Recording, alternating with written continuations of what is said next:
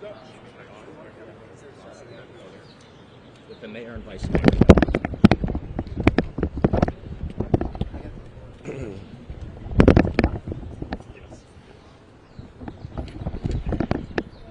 Good morning, everyone.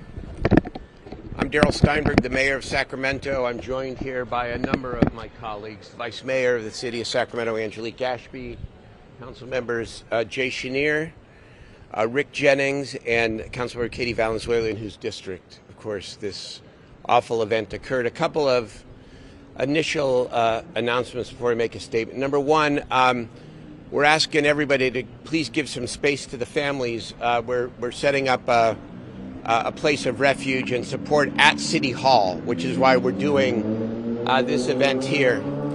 Secondly, the police department's Twitter and all our Twitter pages will have the QR that will allow anybody who has any information about who perpetrated this awful crime this morning to be able to report, and to report quickly, so that the police can investigate and arrest those responsible and hold them accountable.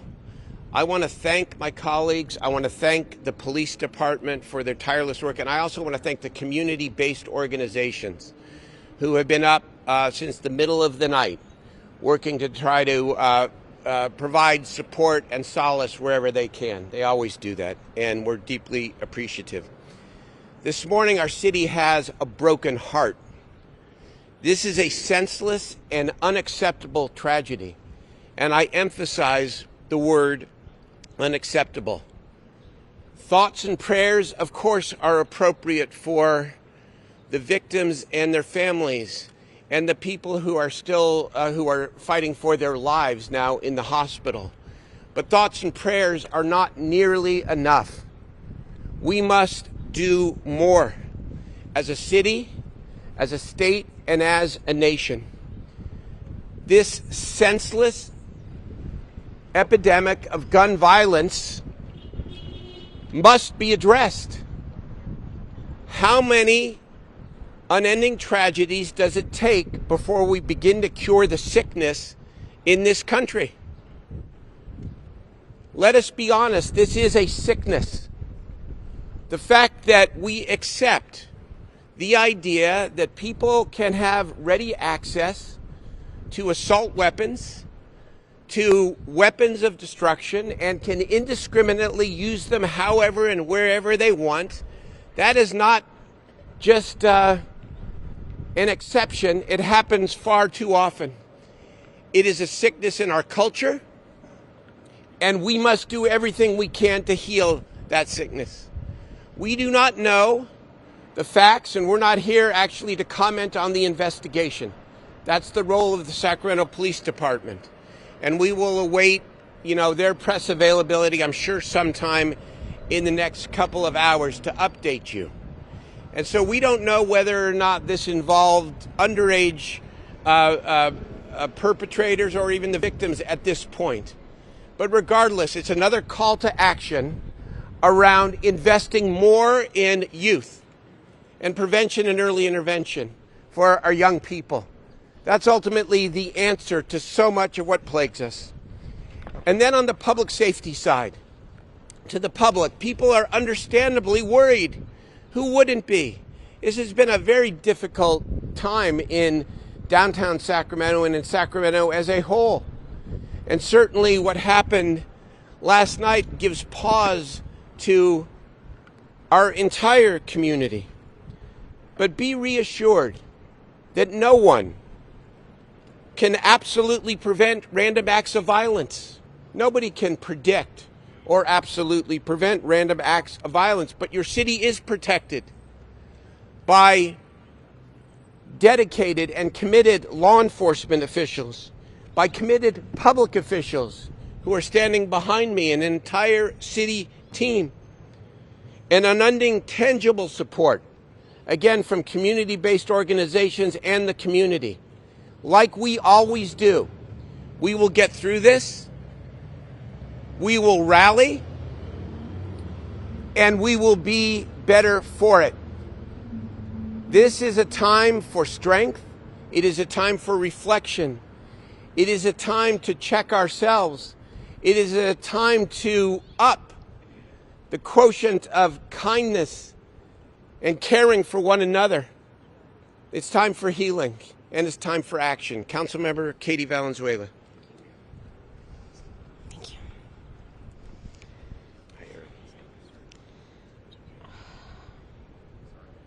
It's okay. I'm going to stand with you. At 2:30 this morning, I got the call that no elected official wants to get. And you'll have to excuse me for being emotional because I haven't really slept since. A call that I've gotten too many times in the 15 months that I've been in office, that there had been another incident of gun violence in my district, that more people had been killed. So I'm heartbroken and I'm outraged. I'm outraged.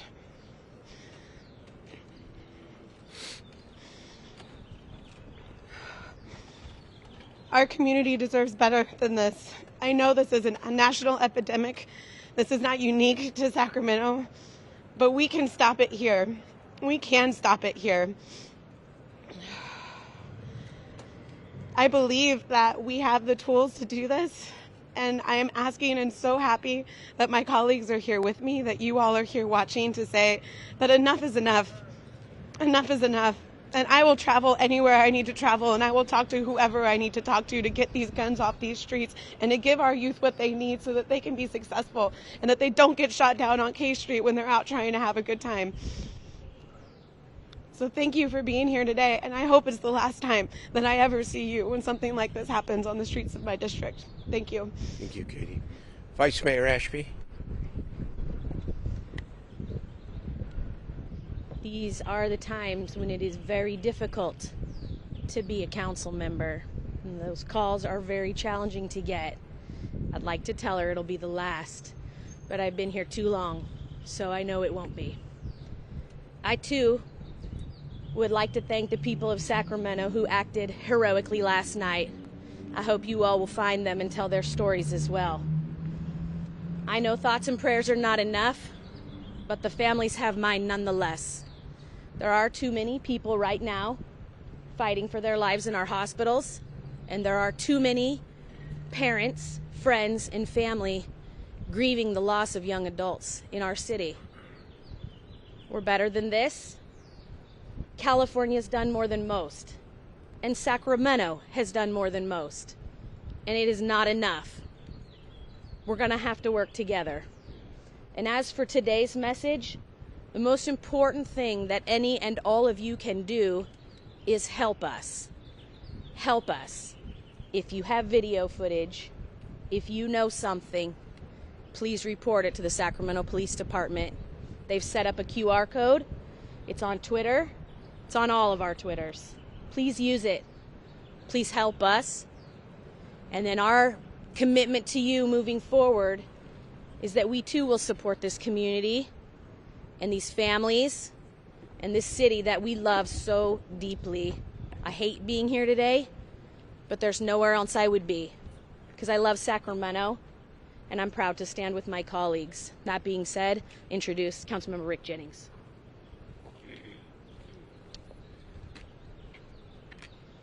So this is a tough day for all of us, but you can imagine my colleagues and I are here in support for the families who talked to their loved ones yesterday, who loved on their loved ones yesterday, who patted them on the back or even admonished them in some way. Some of their loved ones are no longer here with us. Some of their loved ones are fighting for their life. And so as a man of faith, I am praying. I am giving positive thoughts. And I'm asking each of you to do the same for us. And we need to do everything we can to help these families get through these times, these very difficult times. And so I'm asking all of you to make sure that we reach out, whatever video surveillance that we have, get it to the Sacramento Police Department, get it so we can solve this crime and we can address these issues of gun violence that take the lives of those who had bright futures, but those futures will never be realized. And so I'm here today in support of the families, those who are fighting for their lives. I'm here in support of the city that I love with all my heart and soul, and we will do everything possible to make sure that this does not happen as we go forward. Thank you. Thank you, Jay. Eric, Mike. Thanks. I just want to thank everyone for being here. Sacramento has a long history of stepping up when it needs to support our own. This is just one more example of that. I want to thank my colleagues for being here today. I echo the words of many of them, of what they've said. I don't know how often we need to see a bad result of things that we haven't done, of the investments that we haven't made in our poorest communities, in the young people that we haven't supported to be successful in their schooling and their careers and their lives. We need to get ahead of that curve. I look forward to working with my colleagues to make sure that we can do that. Thank you for being here. Let me introduce Eric Guerra.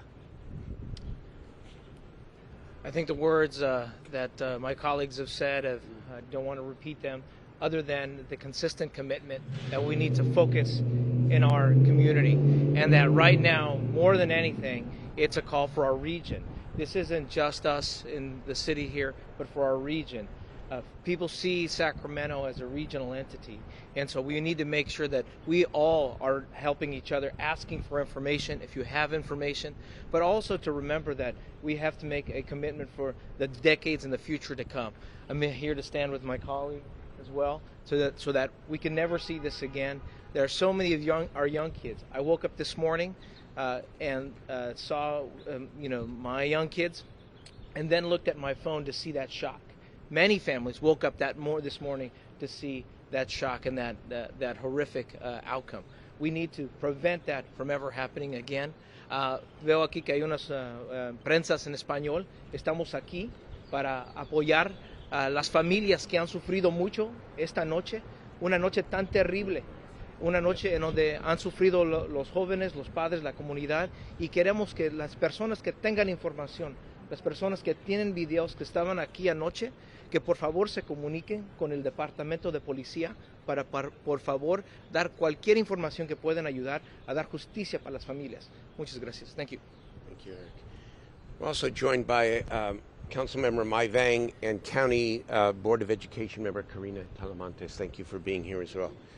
We'd be happy to stand for any questions. Again, we are not here to comment on the specifics of the investigation. That is the role of our police chief and our police department, but we would be happy to talk to you about where we stand for and with our community. Mr. Mayor, can you talk about just this area? I know the council, the city has invested a lot in this area to economic development. Yeah. And what events like this do? Well, look at this. Look at this weekend. The other parts of this weekend, and obviously, this pales for all the obvious reasons. We had two major concerts at the Golden One Center Friday and Saturday night. The Community Center Theater is booked. We're attracting conventions. The restaurants are open. People are coming back. I mean, it is a very difficult one because obviously people look at this and say, oh my God, how dangerous is downtown? Well, we want people to come downtown and safely, and people should come downtown. People should come downtown. Now we're going to look at what we obviously have to do, especially in the late hours, to assure that people are safe. But you cannot predict or prevent every single random act of violence. So we've got a dedicated police force. We've got a very active community. And we have a downtown that is in fact coming back. And I want people to come downtown safely. And so this is anything like this. In some ways, your question, of course, is appropriate. Our minds now and our thoughts have to be with people who are the victims of this tragedy. But you asked the question, and it's an appropriate question, and I answer it to say that we're going to get through this together, and downtown is going to continue to be a great destination for our people and for everyone throughout this region. Mayor, your colleagues talked about what the city has done to prevent things like this. Obviously, it didn't work. What failed? What else needs to be done? Well, we have put millions of dollars into gang prevention, gang intervention, and we do not know whether or not this was gang related. We don't know, and so I'm not presupposing that. You know, the truth of the matter is, over the last number of years, we have changed the investment arc of this city. Between the federal rescue plan dollars, the COVID dollars, and our own city taxpayer dollars, we are spending more on youth, on gang intervention, on inclusion, on economic development than ever before. Now, is it enough? Absolutely not. We need to continue the trajectory that says the core responsibility of a city is first to provide public safety, but in addition, we must invest in our people and in our communities, and especially our disadvantaged communities. That's what we have been doing in Sacramento. And in many places, it's beginning to show results. But it's only the beginning. And we have so much more work to do, and this terrible event is only going to steel us and deepen our commitment to doing just that, especially on behalf of young people. Mr. Mayor, so Vice Mayor said that you know this won't be the last time this will happen, whether that be here in Sacramento. For the people who are watching across the country right now, is Sacramento, this is an area that people frequent. They go to the clubs, they go to the bars. Midtown, it just happened. Yes. As well. Is Sacramento a safe city? Sacramento is a safe city. Sacramento is a safe city. This is not unique to Sacramento.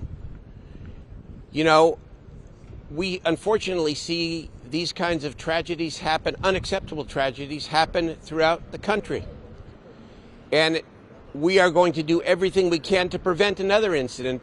But the Vice Mayor is correct. And let's get back to that issue which is at the core of this. In what sane society do we allow the proliferation of assault weapons in the way that we see being used indiscriminately, not just in Sacramento, but in other parts of the country? God, can we not have a sane debate where on one side of the line you say that people who want to use firearms for sport or for hunting or even, you know, what reasonable people disagree, for self-defense, on one side of the line, and on the other side of the line we say there is absolutely no place for rapid-fire assault weapons anywhere, anyhow? I mean, can we have that? Can we make that distinction? Obviously we can't. We couldn't make it after Sandy Hook when 20-plus kindergartners were murdered in cold blood. This is a sickness. It is a sickness in our country. It is a sickness in our culture. And until we confront it and begin making those reasonable distinctions, yes, to respect responsible gun ownership and get rid of these weapons of mass destruction and commit ourselves to doing that, how can we say that something like this would never happen again? It's bigger than us. We don't know all the facts, but we know that there were mass casualties in a very short period of time. That's what we know. Given how busy it was downtown last night, you talked about the events happening. Yes. Were there enough public safety resources available? Yes, I believe that there were. I mean, and again, the police cannot be on every street corner. That is part of the random nature of a senseless and unacceptable tragedy. We don't know what happened, but if somebody drove by and in an instant unloaded a rapid-fire weapon, killing at least 6 people, injuring many more, I don't know how in that instance you can prevent that kind of a random Mayor Nick Miller, Cap Radio. One of the common denominators with these hospitality districts near 20th Street in Midtown here Yes. last night. I want to hear the conversations you might be having in the coming days with operators of businesses who are in these hospitality districts in our city. Well, we're going to ask them what they want and need. And if it means trying to find a way for an even greater police presence, then we'll talk about that. And we'll do whatever we can to assure them and to assure the public and all the people who come downtown that they will be safe. And so, yes, I'm not just pointing to the guns as the only thing. What we can control locally, we will control. We will invest. We will do more both on the public safety side and on the youth intervention side. Mr. Mayor, you said these people are fighting for their lives. Do you know the extent of the injuries involved? Are they, I do not. I do not have details, but I know that there were people who were obviously seriously and critically injured. I do know that. Yeah. Does the council have an actual plan to realign this money with each community so that we have options for our youth?